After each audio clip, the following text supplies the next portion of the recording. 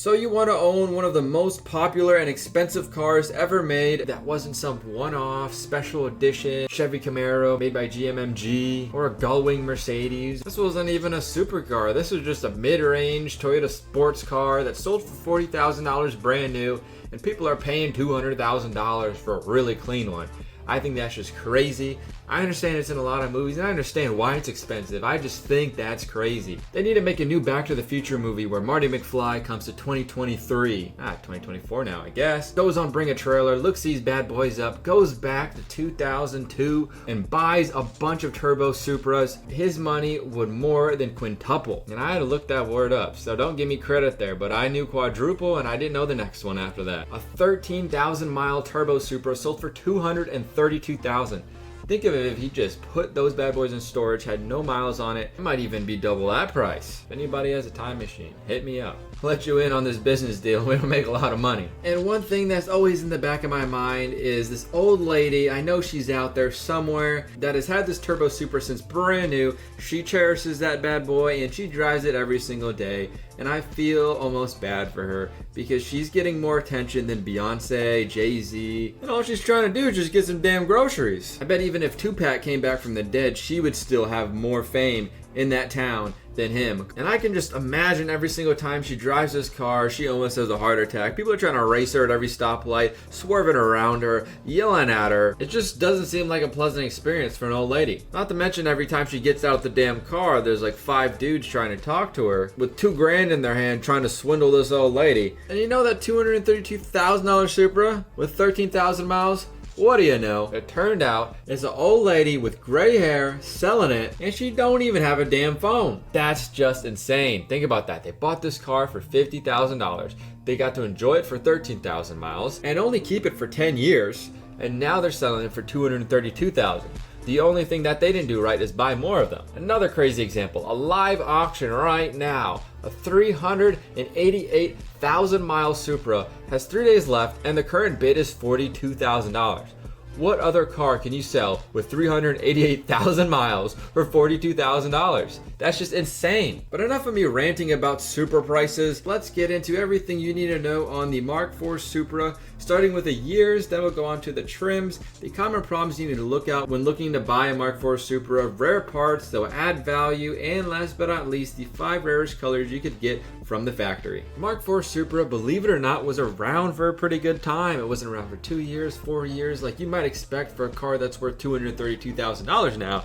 This car was around from 1993 to 2002 in Japan. In Canada, they were discontinued in 1996, and in the US market, we only had it until 1998. When these cars first came out, they were cool, but they weren't anything special. What made these cars really pop out and get everybody want to buy one is Fast and the Furious, and then after that, everybody figured out about the 2JZ GT, and then everybody wanted one, and since then, the prices keep on going up. I just wanted to add that little tidbit of knowledge because, believe it or not, the Supra wasn't always that desirable. And these things had a hard time selling on the lot back then. And one thing that's great about the MK4 Supra is usually cars have a facelift halfway through, they get a better engine, everything becomes a whole lot better, and everybody wants those later versions of that specific car. Well, the good thing about the Supra is nothing really changed throughout the whole 1993 to 2002. There are a few, so I'll let y'all know about those right now. One thing that you want to know what you want is if you want an OBD1 car or an OBD2 car. OBD1 cars are from 1993 to 1996, and 97 and 98 were the years that you could get an OBD2 MK4 Supra.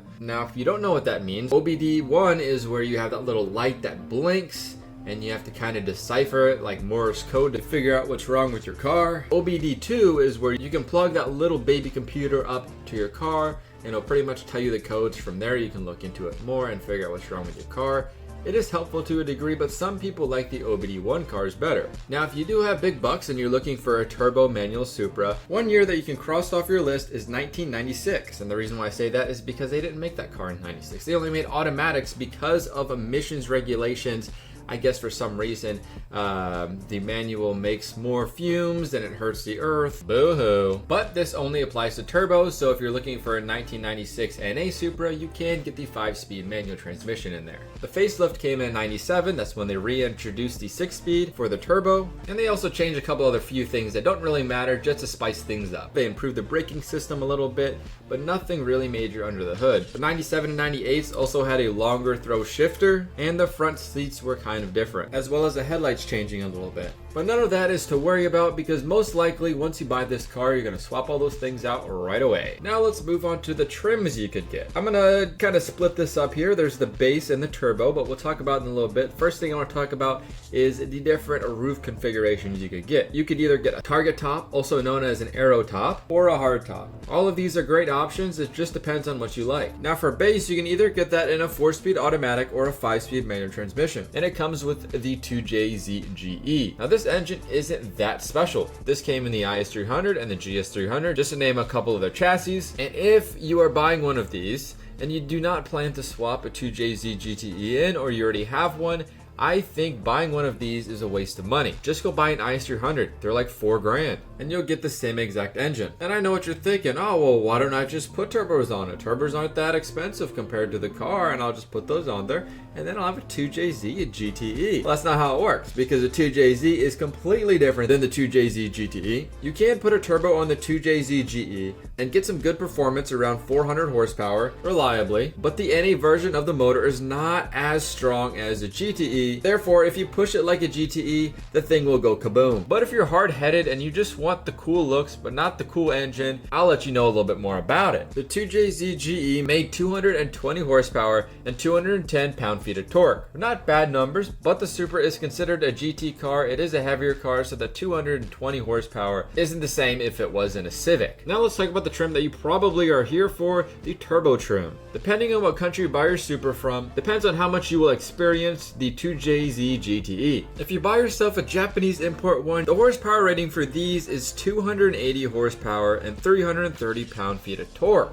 But if you're looking for one from the land of the free, well, they packed a little bit more bald eagles in there, and it came with 330 horsepower and 325 pound-feet of torque. Now you can see why the Supra is one of those cars that is actually more desirable to get a USDM version. A lot of Japanese cars, people will pay more for the right-hand drive one. But in this instance, the USDM model is king. And these turbos also came with a 6-speed manual transmission instead of a 5-speed. Now if you're wanting to buy the dummy transmission, it still comes with a 4-speed automatic. Now let's move on to the common problems you want to look for when test driving that Supra you want to buy. The number one most common problem that you want to look for is either valve stem seals going bad or your turbo seals going bad. The way that you can check if this is the case is if you accelerate and there's smoke coming out of the rear when the car is at operating temperature. If this is the case, you should definitely have that price down if that wasn't already discussed in the ad. You also want to drive the Supra and put it through its paces to make sure not only the engine but the turbos are fine, because either one of those is a very expensive repair. Another engine related issue that's very prevalent in Mark IV Supras is broken clips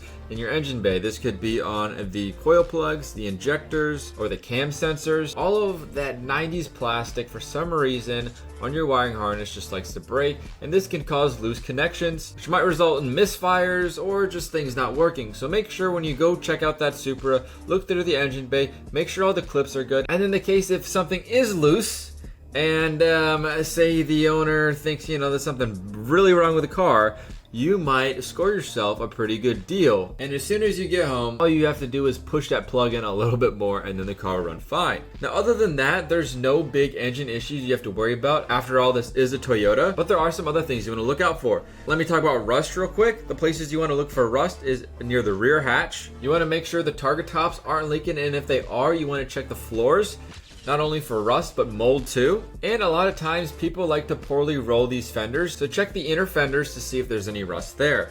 And the last place you want to look for rust is under the battery tray. But this last one is kind of a common thing with any old car with a battery, which is every car. Another thing that you'll probably see is cracked leather. This is because people are not putting lotion on the leather and the car is old. It's a combination of both. So if you find one with good condition leather seats, that's always a plus. You also want to check these two main places where things rattle: the hatch and the target tops. And the last common problem that the Supra has is the speakers on these things are really bad, so unless they've been replaced, they're probably broken. One thing that's not a common problem, but you want to make sure it comes with a car, is a target top kit. This thing you can take out of the car, so some people lose it, and then you can't take off the target top on your brand new to used Supra. Now let's hop into the rare parts that you might find on the Supra you're looking at.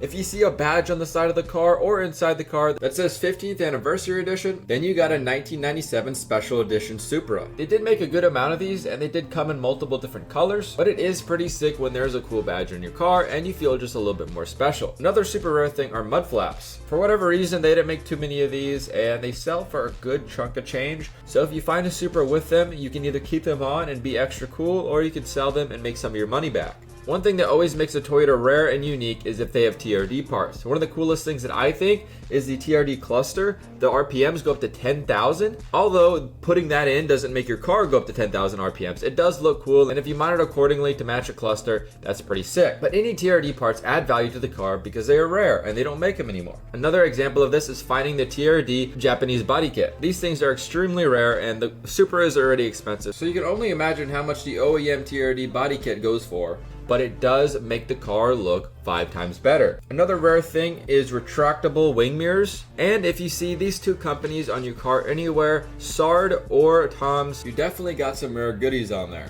Now let's hop into the top 5 rarest colors you can get for your Supra to stand out just a little bit more. First one on the list is called Deep Jewel Green, and in the light it literally looks like an emerald. It is nice, shiny, deep, medium tone green that I think is one of the best looking colors on the Supra, especially if you have the 15th anniversary badge on the side with those gold letters. I think pair that with the saddle seats and you got yourself a damn good looking car. Next one on the list is pretty much the same thing. If you can't get Deep Jewel Green, might as well get the next best thing, and that to me is called Imperial Green. This is just like a darker shade of the Deep Jewel Green, but it still looks really, really good. Number 3 on this list is really not a special color at all, and I'm not really sure why they didn't make more of them. I feel like white is pretty popular, and this is called Diamond White. I'm not seeing the diamond, all I'm seeing is the white, but I guess they just had to add another word in front of white to make it sound pretty cool, which it does, but the color, on the other hand, is not that cool. The number 2 rarest color on this list is RSP, which stands for Royal Sapphire Pearl. This is the nicest shade of blue that you can get, and if you watch my other buyer's guide on the SC300, it's also a rare color for that car too. Beautiful color, and the name is also pretty sick too. The number 1 rarest color you can get for a Mark IV Supra is called Quicksilver. Now when you think, okay, a silver car, it does not look that good.